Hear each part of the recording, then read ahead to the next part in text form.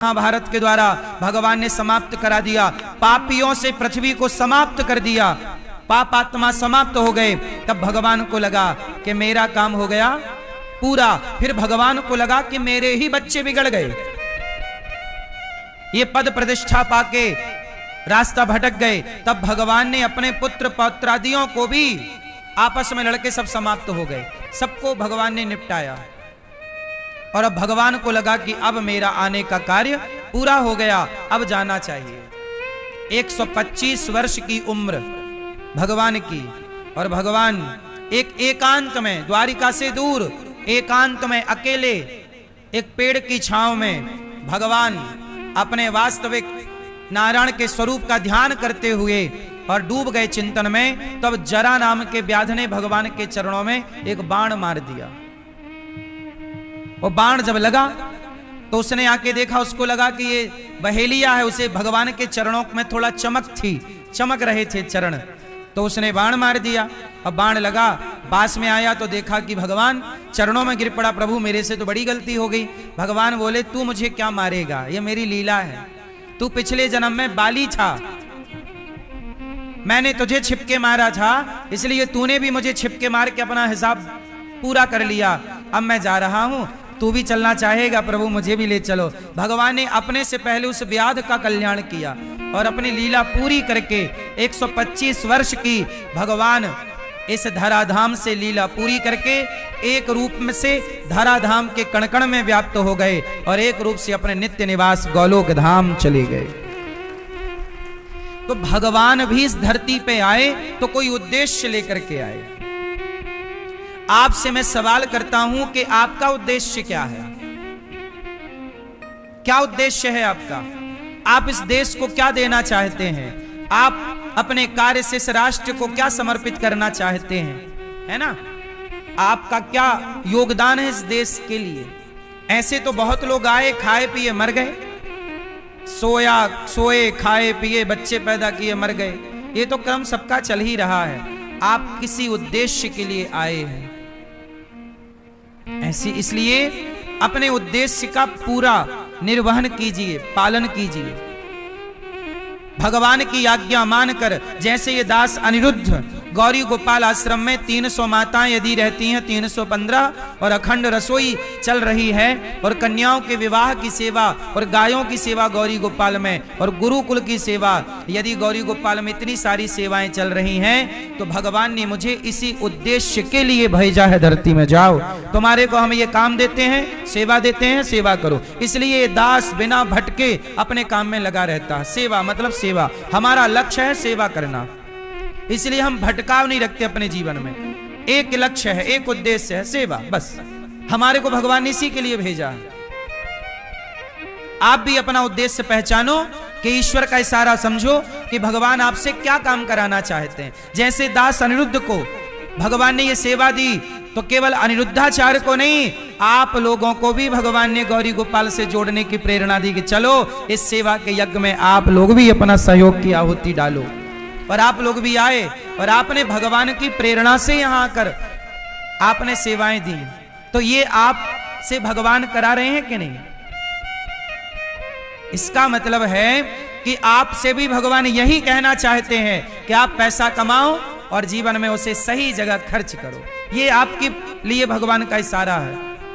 आप भी पैसा कमाइए, कमाई का कुछ हिस्सा सही जगह खर्च करिए। अब बताओ, आज 21-22 बेटियों का यहाँ विवाह होने जा रहा है। बताओ ये सही है पैसों का खर्च, सही है पैसे का उपयोग की गलत है? आप लोगों ने भी यदि इसमें अपने आप को जोड़ा तो आपका भी पैसा सार्थक हुआ कि नहीं? फिर इसलिए अपने धन को धर्म से जोड़ना, सही काम करना, यही मेरा उद्देश्य है, यही आपका उद्देश्य है। आपके पैसे को भी सही जगह खर्च करना, सही जगह लगाना, इसके लिए भगवान ने आपको और हमें इस धरती पे भेजा। चलो हम सब मिल करके इस देश की सेवा करते हैं। मेरा एक और भगवान का मेरे लिए आदेश है। भगवान ने एक और प्रेरणा दी मुझे, एक स्कूल बनाना है कक्षा 1 से लेकर 12वीं तक, CBSE बोर्ड का, जहां बच्चे पढ़ेंगे और शिक्षा ही नहीं, अकेली शिक्षा नहीं, शिक्षा के साथ संस्कार भी पाएंगे बच्चे। ऐसा एक विद्यालय मुझे बनाना है आप सबके सहयोग से। तो भगवान हमसे और आपसे ये काम कराना चाहते हैं कि आप सब हम सब मिलकर के एक विद्यालय बनाएं। एक नहीं दो बनाए, दो नहीं, आपका आशीर्वाद सहयोग रहा तो हम लोग अपने मरने से पहले इस देश को, बच्चों को शिक्षा भी देंगे और संस्कार भी देकर के चलेंगे। आज के बच्चे तो जैसे हैं, आने वाली जो पीढ़ी तैयार हो, आने वाली जो नस्ल तैयार हो, वो ऐसी तैयार हो कि आने वाली पीढ़ी में कोई भी माता पिता वृद्धाश्रम ना जाए, बल्कि बेटा अपने माँ बाप का सम्मान करे। हम ऐसी संतान देना चाहते हैं इस देश को जो आने वाले टाइम पर अपने माँ बाप का सम्मान करे, माँ बाप की सेवा करे, माँ बाप को घर से ना निकाले। और ये तब संभव होगा जब शिक्षा के साथ संस्कार जोड़े जाएंगे। ये मैं हमेशा आपको एक ही बात कहता हूं, मैं बहुत पीड़ित हूं, बहुत दुखी हूं इस बात से। आप लोग तो पीड़ा जितनी समझते हैं समझते ही हैं। आप लोगों को आपके घर का ज्ञान है। मेरे पास माताएं आती हैं, मैं माताओं के बच्चों से बात करता हूं। जिस माँ ने बच्चे की तेल मालिश की, जिस माँ ने बच्चे को नहलाया धुलाया, जिस माँ ने बच्चे की उंगली पकड़कर चलाया, जिस माँ ने बच्चे को अपना दूध पिलाया, कलेजे से लगाया, जिस माँ ने मजदूरी बर्तन धुलकर दूसरों के यहाँ बच्चे को पढ़ाया, वही बच्चे को हम फोन लगाते हैं कि भैया तुम्हारी माता की मृत्यु हो चुकी है, आओ अपनी माँ को कंधा दे दो। तो बेटा मना कर देता है, हम नहीं आएंगे। तब मुझे दुख बहुत होता है, मेरी पीड़ा आप नहीं समझ पाएंगे। तब मुझे इस बात का दुख होता है कि वाह तू इतना बड़ा आदमी हो गया, तू इतना पढ़ लिख गया, इतना इंटेलिजेंट हो गया कि जिस माँ ने तेरे लिए इतना किया तू कंधा भी देने को तैयार नहीं है। तब मुझे लगता है कि ऐसे में तो नस्लें खराब हो जाएंगी। इस नस्ल को सुधारना पड़ेगा, आने वाली पीढ़ी को संवारना पड़ेगा, वरना यह भारत संकट में पड़ जाएगा। व्यवस्थाएं इस देश की समाप्त हो जाएंगी। माता पिता बेटा बेटी ये एक व्यवस्था है भाई साहब। व्यवस्था आप मानते हो कि नहीं? जैसे छोटा बच्चा, छोटे बच्चे को माँ है बाप है, माँ बाप क्या है? माँ बाप एक व्यवस्था है कि बाप कमाएगा, माँ रोटी बनाएगी, बच्चे को खिलाए। अरे बच्चे को माँ बाप ना मिले तो बच्चा अनाथ ना हो जाएगा? कौन पढ़ाएगा? कौन तेरा मलमूत्र धोएगा? कौन तेरे लिए कमाएगा? माँ बाप जैसे बच्चे की जिम्मेदारी पूरी करते हैं, तो जब बच्चा बड़ा हो जाए तो वो अपने माँ बाप का ऋण चुकाए और बूढ़े माँ बाप का सहारा बने। यही ना बैलेंस है, धर्म है। हम तुम्हारे काम आए, तुम हमारे काम आओ, यही धर्म है। लेकिन आजकल बच्चे माँ बाप से सेवा ले लेते हैं, पर सेवा करने के टाइम भाग जाते हैं, काम चोरी करते हैं। क्यों? ये सब क्यों हुआ? संस्कार कम हो गए, संस्कारों की समाप्ति हो रही। अब संस्कारों का अंत चल रहा है। ये 21वीं सदी जो है ना, ये संस्कार अब हम लोग देख लो जितना संस्कार देखना है। यदि आज से काम स्टार्ट नहीं किया तो आने वाले समय पर संस्कारों की चिताएं जलेंगी, देख लेना। संस्कार ढूंढे ना मिलेगा। आने वाले भारत की थोड़ी कल्पना कर लो। आने वाले 10 साल 20 साल को आज से ही झांकना स्टार्ट कर दो। 20 साल आज ये स्थिति है तो 20 साल बाद संस्कार कहां होंगे? कितने संस्कार होंगे? कौन बाप को रोटी देगा? कौन बूढ़ी माँ का सहारा बनेगा? फिर अमेरिका जैसे इस देश में भी वृद्धाश्रम ही वृद्धाश्रम होंगे, सरकारी होंगे। इसलिए इस नस्ल को सुधारो, इस पीढ़ी को थोड़ा धर्म का पाठ पढ़ाओ। धर्म की बेड़ियां जरूरी हैं। सही है कि गलत है? इसलिए हम एक स्कूल बना रहे हैं, विद्यालय, 1 से लेकर 12वीं तक, शिक्षा भी और संस्कार भी। तो भगवान शायद हमसे और आपसे ये काम कराना चाहते हैं। भगवान किसी ना किसी से अपना काम कराते हैं। जैसे हनुमान जी से काम करा लिया, संजीवनी बूटी मंगवा ली। हनुमान जी से काम करा लिया, सीता मैया का पता लगवा लिया। राम का काम हनुमान जी करते हैं, भगवान का काम अर्जुन जी ने किया। ऐसे ही भगवान का जो भी करो ये सोच के मत करो कि मेरा काम है। सदा ये भाव रखना चाहिए कि परिवार व्यापार मेरा नहीं, ये प्रभु का है, हम तो भगवान के नौकर बन के काम कर रहे हैं। तो आपका गृहस्थी में रह के कार्य करना भी आपकी भक्ति हो जाएगी। मेरा मान के नहीं, भगवान का मान के काम करो। मेरा नहीं है कुछ।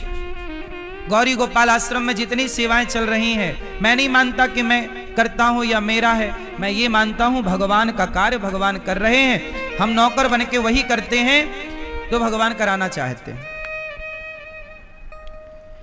सारी गोपियां आई, भगवान ने सबका स्वागत किया। स्वागतम वो महाभागा, आओ गोपियों यहाँ आओ, ये बताओ तुम्हारे लिए हम क्या करें। गोपियां बोली आपने बुलाया, हम चली आई। भगवान बोले अच्छा ऐसा है, जाओ, आई हो ना, अब जाओ पति के पास जाओ, जैसा भी हो पति की सेवा करो। अच्छा मुझे एक बात बताओ, आपका परिवार और आपका जीवन धर्म से चलता है कि संविधान से चलता है? जोर से जोर से जोर से। देश चलता है संविधान से, पर आपका हम सबका पर्सनल जीवन किससे चलता है? धर्म से। कैसे? उदाहरण से समझो। भगवान, ये बात मैं नहीं कह रहा, भगवान कह रहे हैं, जरा सुनिएगा। आप अपने पति को, मैया आप अपनी इन्हीं आंखों से अपने पिता को भी देखती हो और इन्हीं आंखों से पति को भी देखती हो। तो पिता को और पति को देखने की आंखें, देखने की दृष्टिकोण, भाव एक ही है कि अलग अलग है? नजरिया एक है कि अलग अलग है? बोलो हाँ, अलग है। तो बताओ अलग अलग है, किसने किया? धर्म ने कि संविधान ने? हाँ, ये धरती धर्म से चलती है। आप अपनी मां को देखते हैं तो जो देखने का नजरिया है, उस नजरिया का नाम धर्म है कि मां को ऐसे देखो और पत्नी को ऐसे देखो। जिस दृष्टि से मां को देखेंगे, उसी नजर से, उसी भाव से पत्नी को नहीं देखेंगे।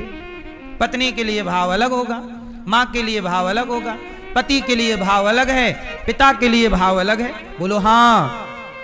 जबकि दोनों ही पुरुष हैं और दोनों ही स्त्री हैं।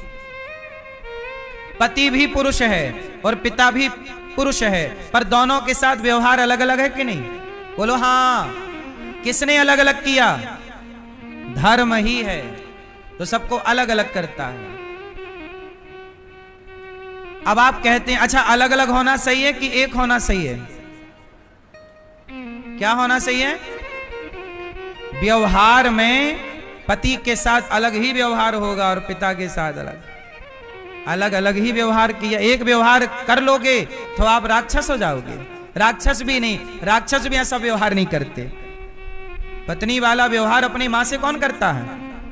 कोई नहीं करता। राक्षस भी नहीं करते, तो राक्षस भी नहीं कह सकते हम, क्योंकि राक्षस लोग भी ऐसा व्यवहार नहीं करते।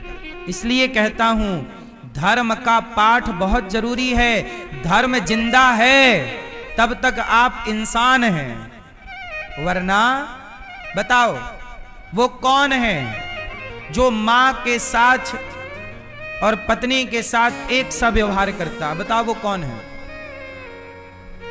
कौन है? जोर से। वो होते हैं जानवर, जैसे कुत्ता, बिल्ली, और भी पशुओं का नाम ले सकते हैं आप। ये कुत्ते बिल्ली पशु हैं, इन्हें जानवर कहते हैं। ये लोग जिस मां से पैदा होते हैं, कुत्ता जवान होगा तो अपनी मां के साथ ही संबंध बनाने लग जाएगा। बोलो हाँ कि ना? क्योंकि ये किस श्रेणी में है? जोर से। जानवर हैं। आप किस श्रेणी में हैं? मनुष्य। इसलिए कहता हूं जानवरों के पास धर्म का ज्ञान नहीं है। जिसके अंदर धर्म का ज्ञान नहीं है वो जानवर है। इंसान के पास भी धर्म का ज्ञान नहीं तो वह इंसान भी जानवर है। धर्महीन व्यक्ति पशु के समान है। इसलिए कहता हूं कि आप इंसान हैं। इसलिए धर्म का पाठ जरूर पढ़ो और धर्म से जीवन जियो। किससे जीवन जियोगे? धर्म से। रावण जैसे ज्ञानी पंडितों का नाश क्यों हो गया? क्योंकि रावण ने धर्म छोड़ दिया। अब बताओ, किसी की पत्नी को चुरा लेना धर्म था क्या? बोलो। जब धर्म का आपने उल्लंघन किया, धर्म की मर्यादा का उल्लंघन किया, तो सर्वनाश हुआ कि नहीं? बोलो हाँ, सर्वनाश हुआ उस रावण का जिस रावण से देवता भी कांपते थे। मर्यादा का तुम उल्लंघन करोगे तो तुम कोई भी क्यों ना हो, तुम्हारा नाश होगा।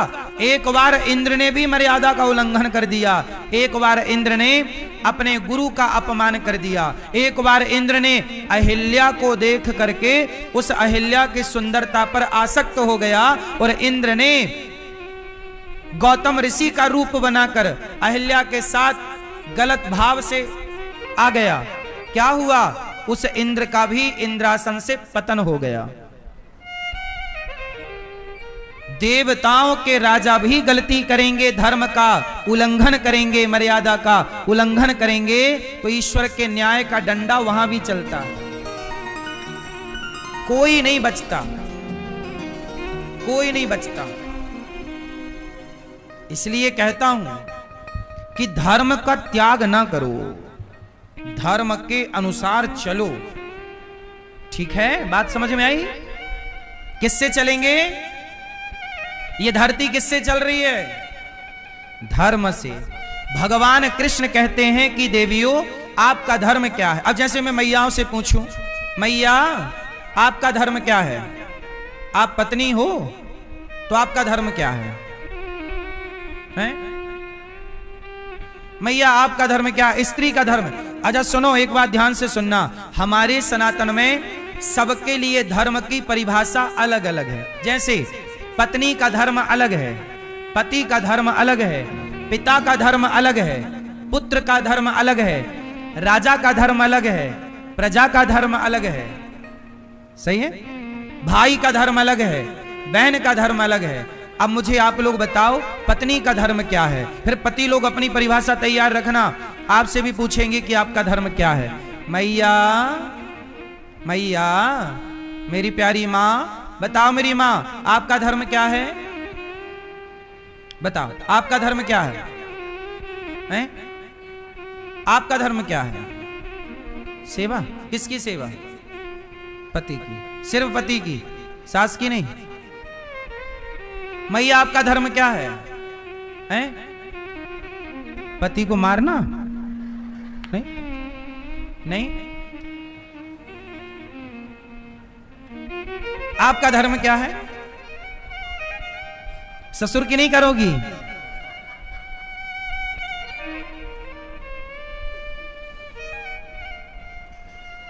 सुनो मैया, ओ पंचायती मैया, ओ बहन सुन लो, बाद में चलाना मोबाइल। सुनो, पति का धर्म क्या है? पति का धर्म क्या? पत्नी का धर्म। स्त्री का धर्म क्या है? अब सुनो, स्त्री का धर्म, स्त्री का एक ही धर्म है। क्या धर्म है? क्या है? स्त्री का एक ही धर्म है।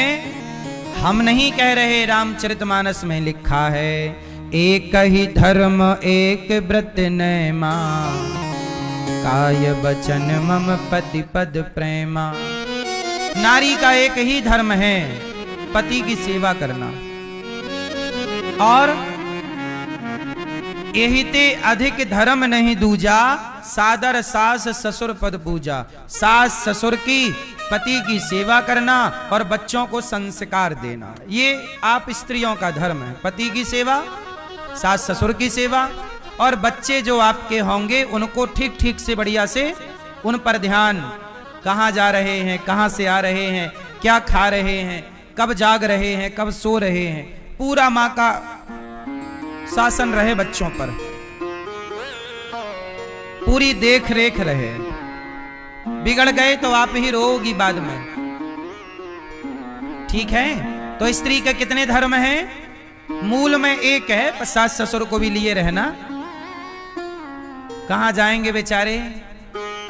पति की सेवा करना। तो मैया आप लोग करती हो पति की सेवा? मैया आप पति के पांव दबाती हो? नहीं, नहीं दबाती।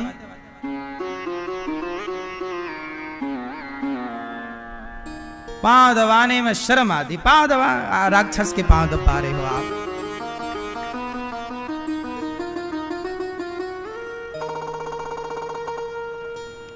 आप दबाते हैं पांव पति के? ये नहीं हैं? मैया आप चरण दबाती हो पति के? सही, खाओ मां कसम।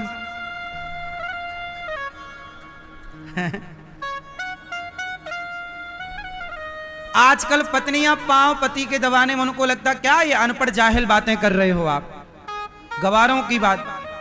आजकल पांव दबाने को बहुत जाहिल गवारपना कहते हैं लोग, जबकि लक्ष्मी जी भगवान नारायण के सदा चरण दबाती हैं। लक्ष्मी जी भगवान श्रीमन नारायण के सदा चरण दबाती हैं। आजकल पांव दबाने का कल्चर गया, अब ये परंपरा धीरे धीरे, अब कहां कोई पांव दबा रहा है। पांव छूने की परंपरा भी समाप्त हो गई। अब आजकल पांव नहीं छूते, घुटने छूते हैं। आज के लड़के झुकते ही नहीं ना, वो पिक्चर देख लिए हैं, झुकेगा नहीं साला, इसलिए झुकते नहीं है। बोले झुकेंगे नहीं। तो मां के पांव नहीं छूते, पिता के पांव नहीं छूते, घुटने छूते हैं बस। और पांव भी कैसे छुए जाते हैं आज के लड़कों को पता ही नहीं है। लेफ्ट हाथ से ऐसे छुएंगे पांव, जैसे उपकार कर रहे, पांव ऐसे छुएंगे, मां बाप पर बहुत बड़ा एहसान कर दिया। और ये गलती किसकी है? हैं? तुम्हारे बच्चों से पांव छूना भी नहीं आता, तुम्हारी पूरी लापरवाही है ना? तुमने सिखाया कुछ नहीं। सोचिए, तुमने अतिथि का सम्मान करना नहीं सिखाया। इसलिए कहता हूं, बच्चों के अंदर संस्कार शुरू से भरो। कोई भी आए सिर रख करके पांव पड़ो। दादाजी आए, पिताजी आए, नानी आई, मौसी आई, बुआ आई, फूफा जी, कोई भी रिश्तेदार आए, पांव पड़ना सिखाओ। झुकना तो सीखें, संस्कार बनेंगे झुकने के बच्चों के अंदर। और जैसे आपके बच्चे टॉफी खाते हैं, चॉकलेट खाते हैं, कुछ भी खाते या पीते हैं, तो पहले बच्चों को ये सिखाओ कि बेटा ये चॉकलेट लो, पहले तुम जाओ, वो बच्चे खेल रहे हैं वहां कहीं भी जहां हो, पहले जाओ उसको दो। पहले देना सिखाओ कि बेटा पहले दो फिर खाओ। बांट करके खाना, यही सनातन है। अपना पेट तो कुत्ता बिल्ली भी भरते हैं, पर सभी में बांट कर खाए उसे इंसान कहते हैं। ये बांट कर खाना, खिलाना, यही ना संस्कार है। आजकल लोग अपना अपना खा लेते हैं। जैसे आपके घर बनी खीर, और तभी कोई आ गए मेहमान, तो आपका सिर चढ़ गया, अभी आना था। खीर बनी, अब खा नहीं, खुद भी नहीं खा रहे हैं, उसे भी नहीं खिला, भले वो ठंडी हो जाए। अब उसका इंतजार कब जाए। ये पानी लाए, पानी सब पानी लाए, कुछ खाएंगे, नाश्ता करेंगे। ले आए 2 बिस्किट किट और दे दी। अब जल्दी इंतजार, हाँ हो, ठीक है फिर आना। ऐसे भगा रहे हैं उसको, जाओ जाओ। और जैसे ही वो गया, कुंडी लगा के खीर खा रहे हैं। क्या मजाल के एक बूंद तुम किसी को दे दो। मैया, ये गृहस्थ का धर्म नहीं है। गृहस्थ का धर्म है कि आपके घर में कोई भी आए, उसे इस भाव से खिलाओ पिलाओ कि इस रूप में भगवान ही आए, क्योंकि उसके भीतर बैठे तो भगवान ही हैं। हर व्यक्ति, हर जीव के भीतर कौन है? इसलिए मैया आप अन्नपूर्णा हो, आप खिलाने पिलाने में कमी ना किया करो और कंजूसी ना किया करो। कुछ मैयाएं ऐसी होती हैं कि जो 4 मेहमान आ जाएं और पता लग जाए कि ये आज यहीं खाएंगे तो पति को खाने लग जाती हैं। ले आए अपने दोस्तों को, ये यहीं खाएंगे और कहीं नहीं मिला। हाँ?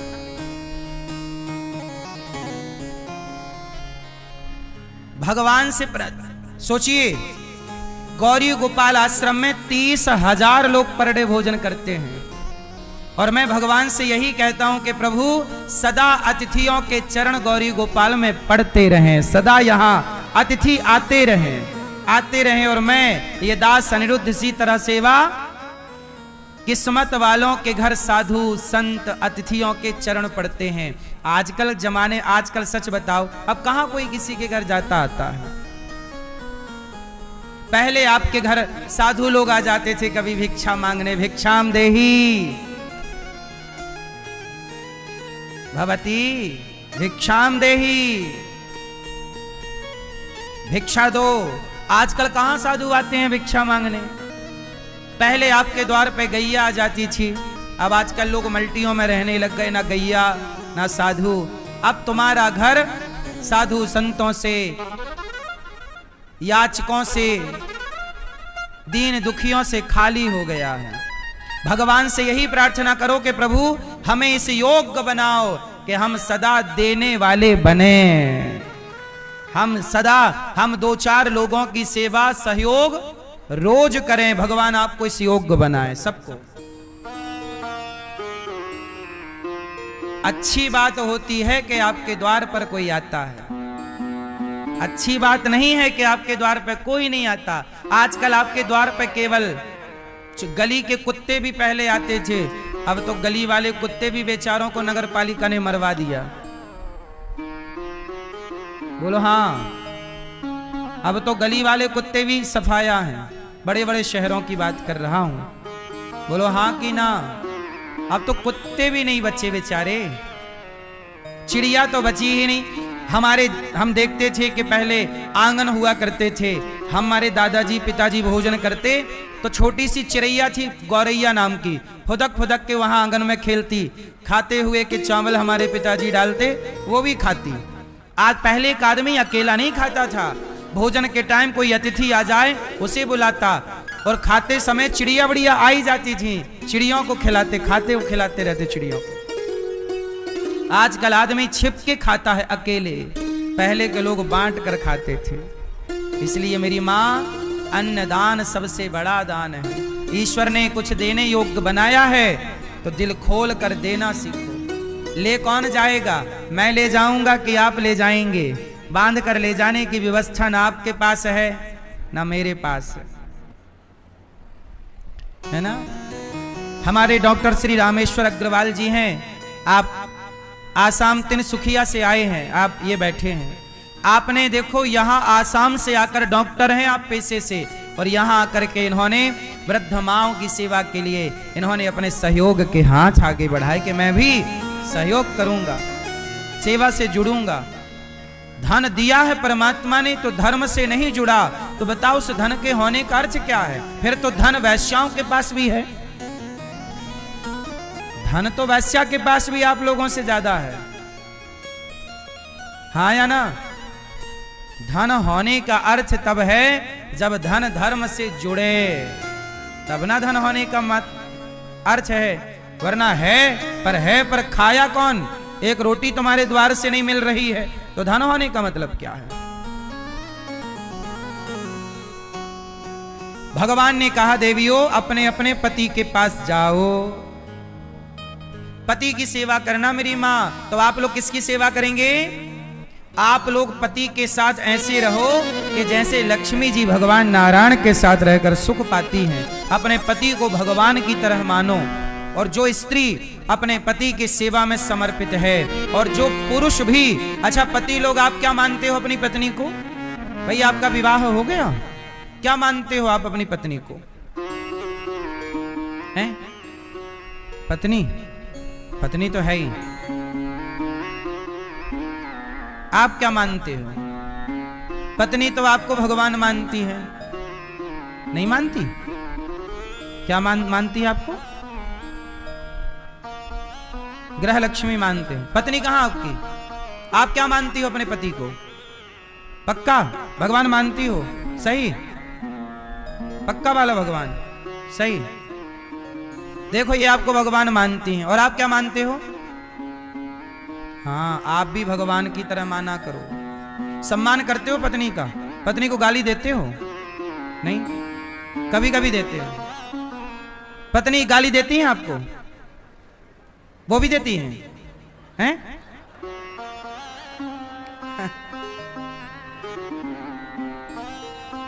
मतलब मिल बांट के अपना गाली खा लेते हो, तेरी हम खा लेंगे, हमारी तू खा। रोटी खा लिया करो एक दो ज्यादा, गाली क्या खाते हो? आप देते हो गाली तो बेचारी वो भी देती होगी। फिर कब तक सुने? पुरुष लोग गाली बहुत देते हैं पत्नियों को। काहे देते हो भाई? सब गाली मत दिया करो। अपनी पत्नी के साथ गलत व्यवहार नहीं। हम शास्त्र कहते हैं, हमारे संत जन कहते हैं कि सामने वाले के साथ वही व्यवहार कीजिए जो व्यवहार आपको आपके लिए अच्छा लगे। कि आप जब मेरे साथ व्यवहार करें तो मुझे अच्छा लगना चाहिए, तो मैं भी आपके साथ वैसा व्यवहार करूं कि आपको अच्छा लगे। इसलिए कहता हूं अच्छा व्यवहार कीजिए। मैया हाँ कर लो, गुटरगू कर लो, पंचायत हाँ हाँ कर। क्या क्या है? मंगलसूत्र है, और क्या? हाँ पायल है, हाँ और क्या चल रहा है? हाँ हाँ हाँ हाँ, मैया का ध्यान यही रखा है। यही बात है कि क्या क्या? हाँ देख खड़ी होके देख लो मेरी माँ।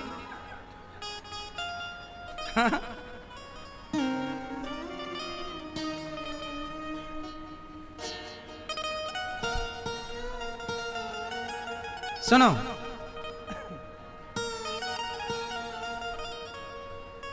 पति की सेवा करना है। क्या करोगी मैया? सेवा करना पति की, और पति भी पत्नी का सम्मान करे, एक दूसरे का आदर करना चाहिए। और गृहस्थ में खुशहाली के लिए ना क्या करना चाहिए? मुझे लगता है आजकल के लड़का लड़की पति, आजकल तलाक क्यों होता है? एक सवाल मैं आपसे पूछ लूं, इसका उत्तर दे दूं, फिर मैं आगे बढ़ूंगा। बताइए आजकल तलाक क्यों हो रहे हैं? मूल कारण क्या है? तलाक होने का मूल कारण क्या है? सब लोग बताओ, अपना अपना मत दो। शादी के बाद जल्दी से तलाक हो जा रहे हैं, क्यों? क्या कारण आप बताओ? हैं? संस्कार नहीं है, एक तरफ ये आवाज है, सहनशीलता नहीं है, दूसरी आवाज ये है। आप क्या कहती हो पीली मैया? तलाक काहे होते हैं ज्यादा? आप बताओ क्यों? मैया भैया बताएंगे हमारे भैया। मैया बताओ, चलो आप बताओ, गुलाबी मैया हमारी बताओ क्यों होते हैं तलाक? हैं? ठीक है, आप बताओ लाल मैया, तलाक क्यों होते हैं? सुनो, अब हम बता दें, बहुत ध्यान से सुनो। आजकल तलाक इसलिए होते हैं कि थोड़ा थोड़ा सबकी देखो, दाल स्वादिष्ट तब बनेगी जब थोड़ा उसमें मिर्ची की भी मात्रा हो। जो भी मसाला पड़ते हैं थोड़ा थोड़ा उचित मात्रा में सबकी उपस्थिति हो, इससे स्वाद बढ़ता है। बोलो हाँ, वरना सीधी दाल पकाओ और खा लो नमक डाल के, वो भी एक दाल है, उबली हुई दाल, लेकिन उसे और बेहतर बनाने के लिए छौंका मौका प्रॉपर लगा के स्वादिष्ट बनाया जाता है। ऐसे ही रिश्तों को चलाने के लिए सब चीजों का मिश्रण जरूरी है। पहला मिश्रण तो संस्कार का, जो कि होना ही चाहिए, माँ बाप की तरफ से लड़का लड़की को संस्कार, ये तो पहली बात है। दूसरी बात है कि विवाह के बाद आज के जमाने में क्या होता है, लड़का लड़की की उम्मीदें कुछ और होती हैं, संभावनाएं कुछ और होती हैं, और वो संभावनाओं में लड़का लड़की खरे नहीं उतरते, है ना? क्या है, शादी के पहले लड़का लड़की को लगता है कि हाँ सब बढ़िया है, सब बढ़िया, शादी हो जाएगी, बढ़िया चलेगा। लेकिन शादी के बाद लड़के को कमाना पड़ता है पैसे, गृहस्थी में जाने के बाद दो दो बातें सुननी पड़ती हैं, उसका अभ्यास तो होता नहीं है सुनने का बातें। पहले तो सब हरा हरा दिखता है, बाद में जब लोड आता है तब व्यक्ति घबरा जाता है। इसलिए कहता हूं कि हर परिस्थिति से लड़ने की और हर परिस्थिति में रहने की ये भी एक शिक्षा बच्चों को देना चाहिए, लड़की को भी और लड़के को भी। अच्छा एक बात बताओ, मूर्तिकार जब भी मूर्ति बनाता है तो मूर्ति बनाने के लिए क्या चाहिए? एक पत्थर उठाएगा और फिर उठाएगा छेनी और हथौड़ी, और हथौड़े से क्या करेगा? बोलो।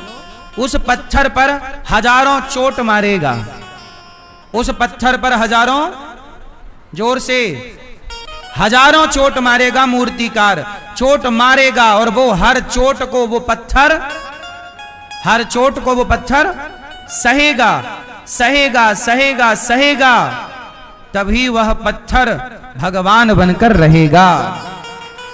और चोट खाते खाते टूट गया तो उसकी मूर्ति नहीं बनेगी।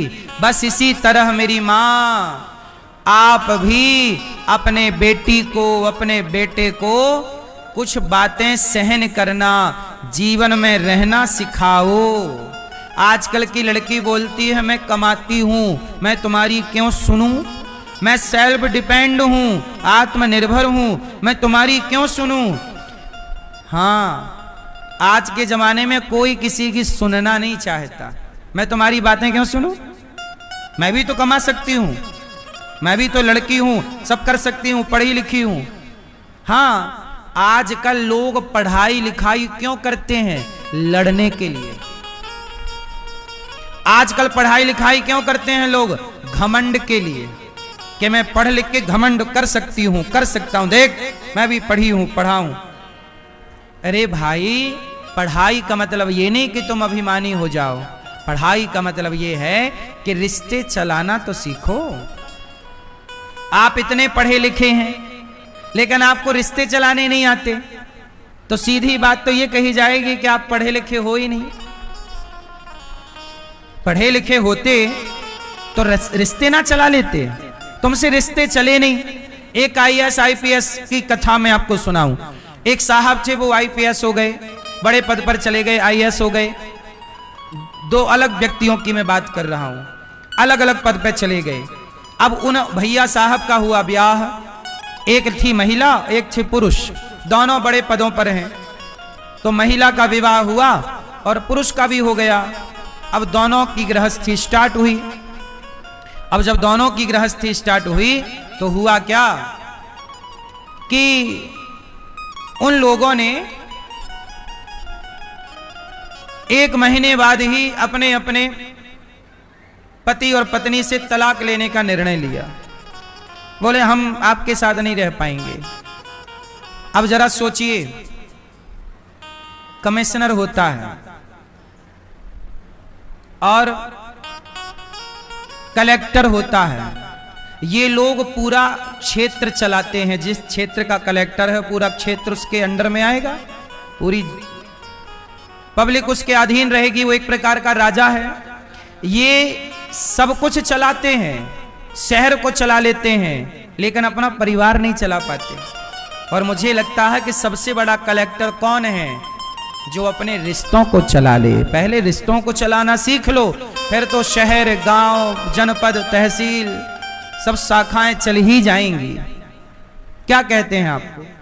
आपको सब चलाना आ गया, आप राज्य को चला रहे हैं, लेकिन आपको रिश्ते चलाने नहीं आए। आप मुख्यमंत्री हैं, आपको राज्य चलाना आ गया पर रिश्ते चलाने नहीं आए। आप विधायक हैं, आप सांसद हैं, आप क्षेत्र को चलाना सीख गए पर रिश्ते चलाने नहीं आए। तो मुझे आप ही बताइए कि कौन व्यक्ति सफल है आपकी नजर में? बड़ा व्यापार चलाना सीख गए, आप बड़े बिजनेसमैन हो गए, पर परिवार चलाना नहीं सीख पाए। इसलिए व्यापार में 100 नंबर लाए हो तो परिवार में भी 100 नंबर लेकर के आओ और रिश्तों को बेहतर चलाओ। और ये तब चलेगा जब 2 बात सहन करने के संस्कार आपके अंदर होंगे। दशरथ जी, अच्छा जरा सुनना, भगवान राम ने माता सीता को देखो वनवास जाना पड़ा, कुल्हाड़ी लेकर माता सीता को जंगल की लकड़ी काटनी पड़ी। क्या समय बता के आएगा माता सीता ने हर समय को सहा है। अच्छा, सीता माँ भी बोल देती कि मैं राम के साथ नहीं रहूंगी, अब इन्होंने मुझे वनवास भेज दिया। आज की सीता होती तो सचमुच राम को तलाक दे देती। बहुत ठंडे दिमाग से सोचिएगा, आज की सीता होती तो अपने राम को तलाक जरूर देती।